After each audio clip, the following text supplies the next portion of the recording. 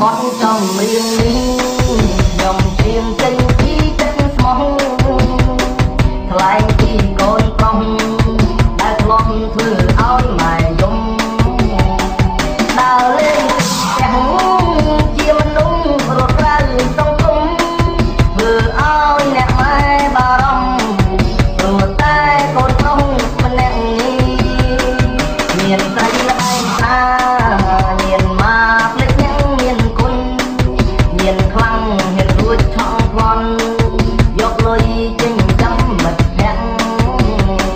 ថ្ងៃនេះយើងខ្លួនពេលដែលដៃចុះក្នុងច្រវាំងភ័យពេកទឹកភ្នែកហូរស្រង់គឺកូននឹកឃើញដល់ម៉ែកូនប្រុសកូនខំហើយណាម៉ែ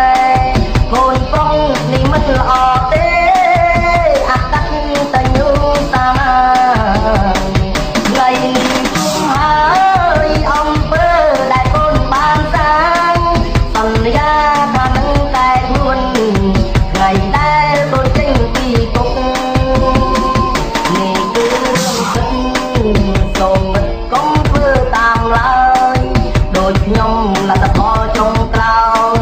ដេកកើយថ្មនៅក្នុងទុកត្រូវធ្វើល្អស្